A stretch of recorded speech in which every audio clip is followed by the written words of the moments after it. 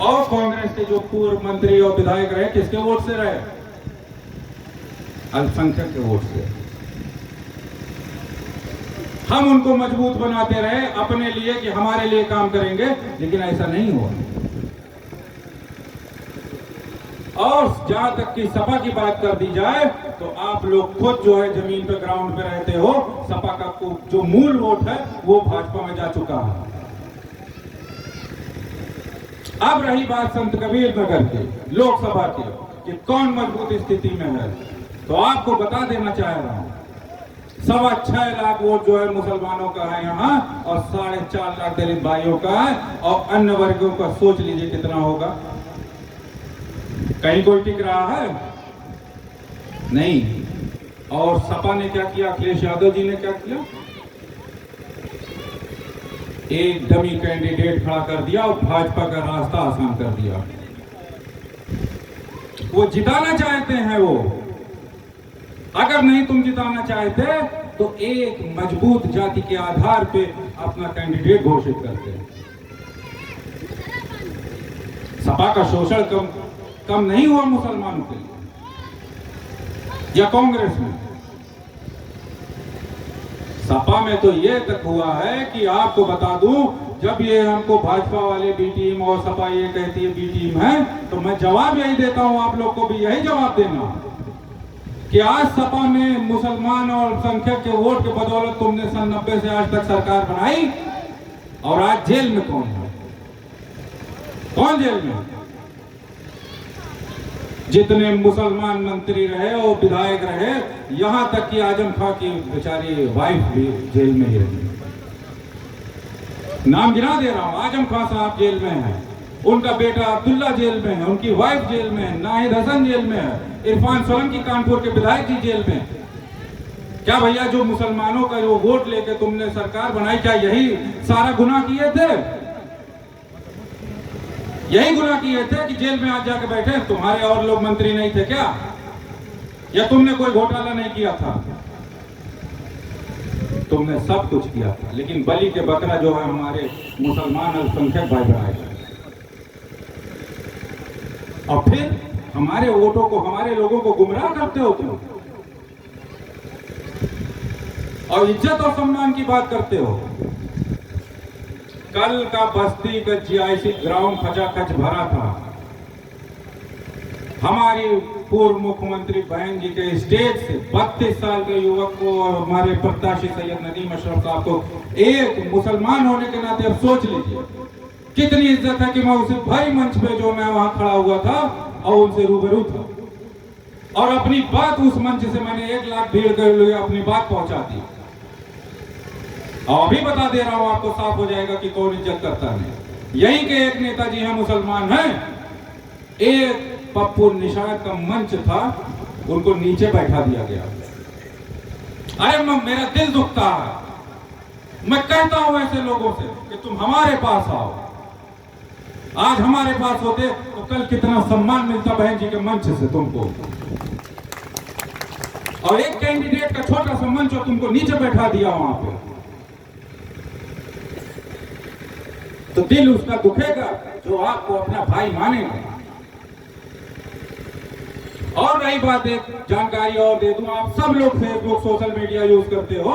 सपा का जो कैंडिडेट घोषित हुआ है पप्पू निषाद जी, उनके बारे में सिर्फ हमारे कुछ 4-5 बच्चे लिखते रहते हैं पोस्ट। अन्य बिरादरियों का उनके पास वोट नहीं है, न कोई फॉलोइंग उनके,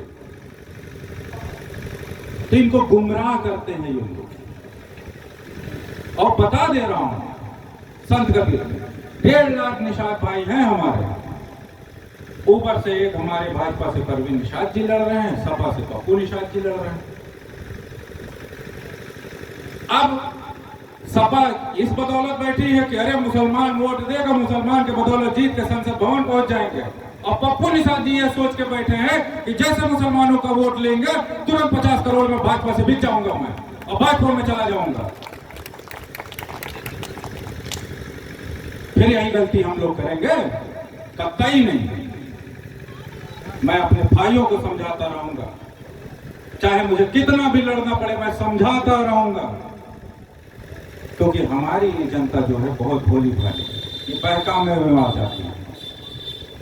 जैसा डॉक्टर साहब ने बताया पिछला समीकरण, उस समय सब लोग जो है भाजपा को रोकने के चक्कर में वोट दूसरे को दिए। अब क्या हुआ, ना सपा जीती ना बसपा जीती, फिर भाजपा बारी मार ले गई। तो मैं अपने लोगों से यही कहना चाहता हूं कि हमको किसी को हराने के लिए वोट नहीं करना है। हमको जो हमको विकास दे, हमारी रक्षा करे, हमारे समस्याओं को सुने, जैसे सैयद नदीम अशरफ साहब बसपा के द्वारा प्रत्याशी घोषित हुए हैं, ऐसे लोगों को जो है चुनना पड़ेगा। और कतई भ्रमित नहीं होना, मैं खुल के बता रहा हूं, अन्य बिरादरियों का सपा के कैंडिडेट के पास कोई वोट नहीं है। अगर वो वोट होता तो कहीं ना कहीं दिखता। सिर्फ 4-5 भाई मेरे बिरादरी के वो लिखते पढ़ते रहते हैं, उनका भविष्य खतरे में है। मैं आज उनके लिए लड़ रहा हूं, मैं मुहिम चलाया हुआ हूं, और उसमें मुझे पता है कि तकलीफें आएंगी, मुझे रोका भी जाएगा, लेकिन मैं रुकने वाला नहीं, क्योंकि वो बच्चे बहक चुके।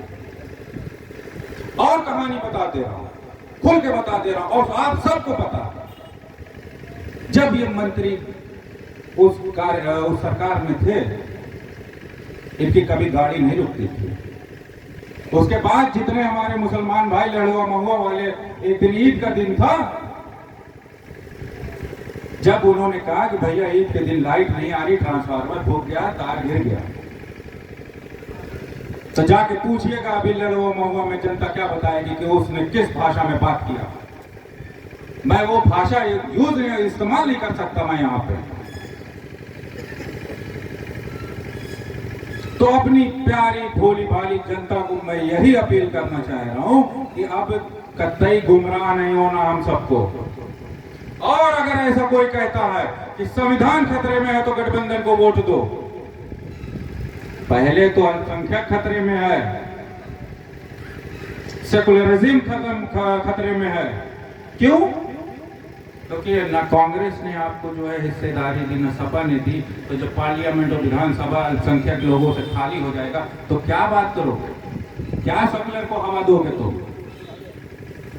मैंने जो बताया ना कि जब दूसरे लोग बिक जाते हैं, भाजपा में चले जाते हैं, तो फिर कैसे भैया तुम कर लोगे काम? कैसे संविधान की रक्षा कर लोगे?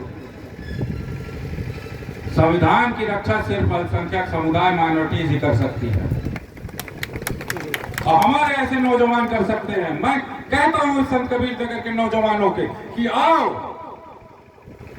हम लोग एक दूसरे का साथ आओ, हाथ पकड़ के इन बुरी शक्तियों से पहले इस जिले से खदेड़े, उसके बाद पूरे देश से खदेड़ दें।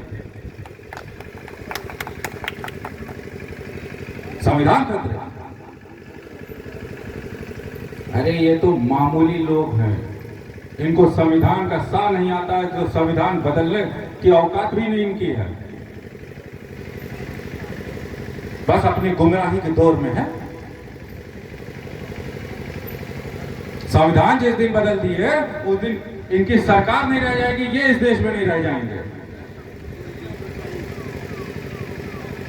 तो मैं अपनी जनता से, प्यारी जनता से यही अपील करता हूं, नौजवानों से भी यही कहता हूं कि आओ, एक मौका मिला हुआ है, पहले अपने इस धरती से परिवर्तन करो कि ये दूर तक मैसेज जाएगा कि अब जनता तुम्हारे बहकावे में नहीं आएगी। और हम लोग अगर मजबूत हो गए तो सबका सम्मान और समस्याएं सारी दूर हो जाएगी। और बसपा एक ऐसी पार्टी है कि जहां सर्व समाज सम्मान पाता है। 2007 से 12 तक की सरकार में ब्राह्मण समाज बड़ा खुश था, रोजगार में था, वो ओबीसी था, नसीमुद्दीन सिद्दीकी हमारे मंत्री थे, ना कई गिनत मंत्री थे, हम लोगों का सम्मान था। और सभा में ये मिला, जाके आजम खान साहब की बीवी तक को जेल करा दिया तुमने। और जरा पूछिएगा उनसे, अगर कोई कहता है कि सपा को वोट दो, आजम खान साहब का तुम पोस्टर तक नहीं लगा रहे हो, अब पप्पू निषाद का प्रचार कर रहे हो। अरे मेरा दिल दुखता है ये सबसे कि कब तक बहकावे में रहोगे, कब तक जो नादानियां करते रहोगे। मैं आवाज उठाता था कि आजम खान साहब में अब्दुल्ला मेरा दोस्त है, कम से कम उसके लिए वकील रख लें। अखिलेश यादव ये बता दें हमको कितना तुमने वकील रखा उनको छुड़ाने के लिए। तो इस बात जनता को पता होना चाहिए। तो मैं आप सारी जनता से अपील करता हूं कि आप लोग साथ में आए और सैयद नदीम अशरफ का साथ दें जम के, और बहन जी के हाथों को मजबूत करके उनको प्रधानमंत्री बनाया जाए। मैं इसी के बाद से अपनी बात खत्म करता हूं। धन्यवाद आपको।